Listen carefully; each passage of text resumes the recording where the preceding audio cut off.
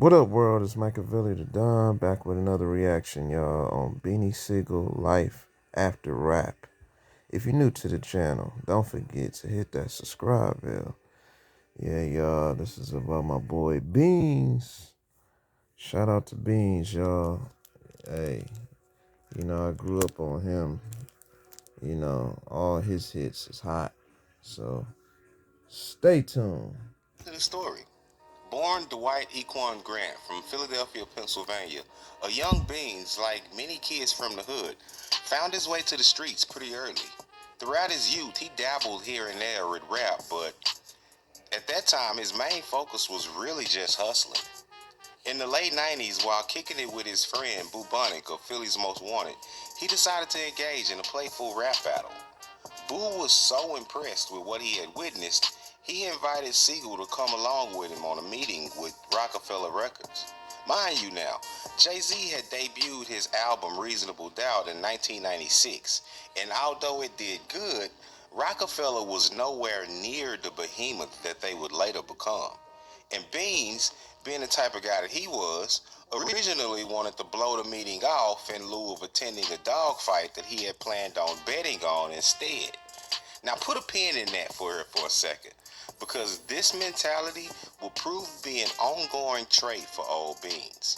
But after finding out that there was basically contracts on the table, and Boo urging Beanie that he really should come along with him, Sigel relented and finally decided to give it a shot. That decision to tag along with them that day would be a life-changing move, and it launched his rap career to the masses. Beans landed on the rock right before the rocket ship took off. His debut album, The Truth, released in 2000, selling 150,000 copies the first week. The success that Jay-Z had in the early 2000s created what I like to call the no limit effect. What is that, you might ask? Well, when Master P came out, the buzz he managed to build created such a thirst from the fans for any material with a tank logo on it. This allowed Master P to not only put out tons of his friends and family, but to also build a mighty army of a record label.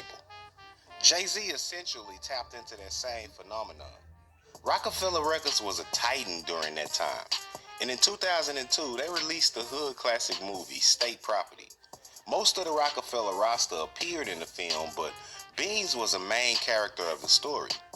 The movie was a financial success, pulling in $2 million on a $600,000 budget. Not to mention, Beans did a much better job than you might expect a rapper to do on his first acting role. But one couldn't help but to wonder, how much of that was acting and how much of that was just Beans? The release of the movie coincided with the formation of a rap group by the same name. The Philly faction of The Rock was a formidable crew, and Beanie Sigel was basically the skipper. Sigel always had a reputation for being a real street dude, and despite all of the success that he and his colleagues had, Beans always seemed to keep one foot in the streets. Legend has it that in 2002, when a young Kanye West, fresh off of finally receiving his Rockefeller chain, was out eating with his crew one night at a Philly spot, and as they ate, a strange group of guys walked up to the table with a friendly look on their faces. But their intentions were anything but friendly. Long story short, they were planning on waiting for Ye and his crew to leave, and they were going to rob them once they got outside. Knowing this, Kanye called up Beans, and within minutes, Sigel was there with a crew of guys, and they muscled the would-be robbers out of a lick. This wasn't the only time that he helped Kanye out, though, albeit the next instance wasn't really an issue of violence being threatened, but we'll get to that a bit later. In 2005, that 1 foot that Beans had in the streets accidentally stepped on a banana peel, and he landed in jail for a year. The timing of this couldn't have been worse, though, for Beans, because while he was away, Jay-Z and Dame had a falling out, and the Rockefeller Civil War was on. Once Beans got out, everything had hit the fan. His fellow state property members ultimately decided to stay with Jay, which had to make Beans feel away. Siegel questioned the loyalty of his group and said that he would be signing with Dame and Biggs because he had a stronger relationship with them than he had with Jay-Z.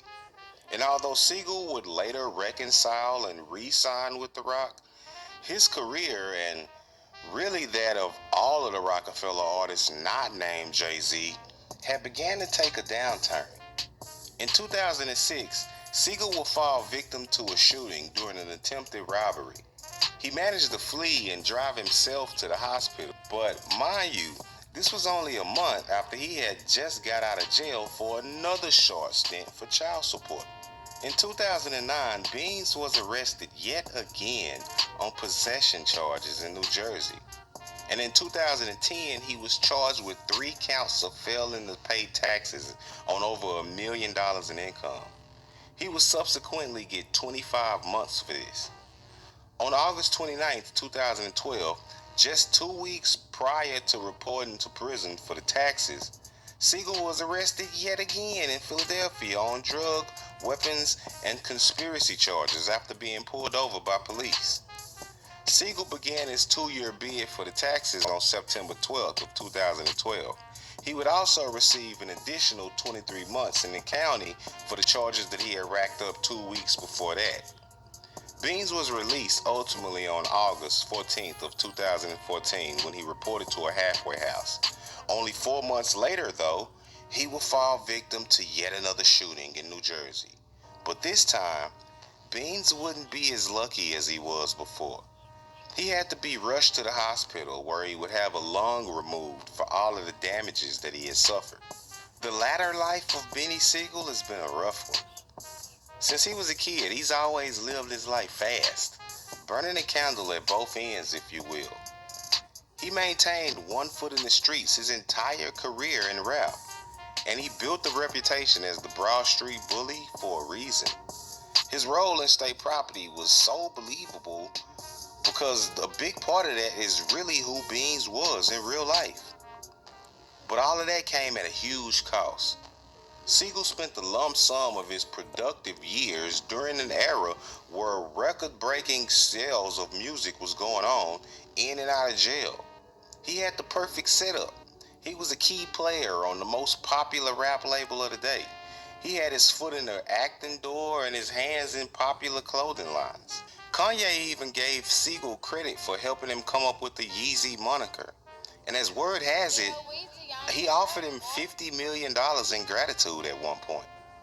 Beans says that he turned it down, and sorry if I have a hard time believing that, but if so, solid, I guess. Especially considering that when it was all said and done, Beans is in bad shape, physically and financially. Worth an estimated $100,000 today, it's actually sad to see Beans in the current state that he's in. His voice sounds different, he's lost tons of weight and looks sick now as a result of losing his lung. There is no way that he shouldn't be worth millions today, but he squandered his potential and would-be wealth being a tough guy. Beanie Sigel is the perfect cautionary tale of how things can go terribly wrong if you don't know when and how to fully transition. Part of the reason cited for the original fallout between Beans and Jay-Z was because Jay basically thought that Beanie Sigel was moving too fast and loose. And say what you want about Jay-Z, and believe me, there's a lot that you can say.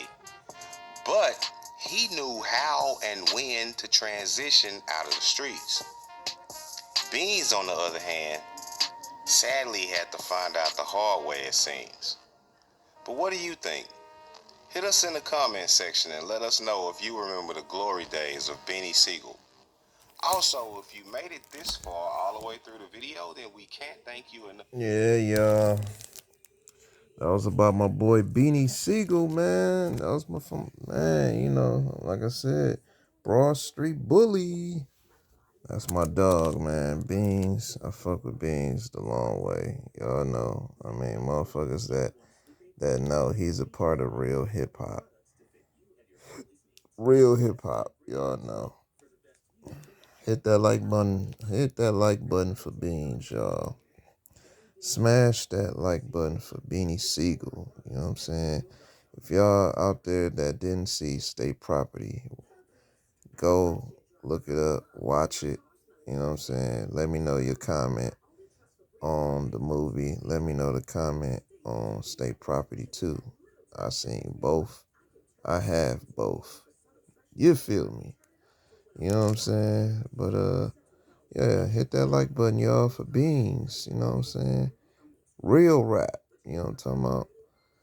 You know what I'm saying? Back in the Rockefeller era. You know what I'm saying? I hope Beans can, you know what I'm saying, do something with Dame, you know.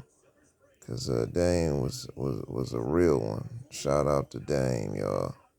He was a real one. Oh, and shout out to Beans for his food truck too. You know, Beans got a food truck, y'all. Go follow, go fuck with it. The food looking good over there. You know what I'm saying? He doing his food thing. But other than that, y'all know my motto. Be safe, stay dangerous, and stay blessed. Happy New Year.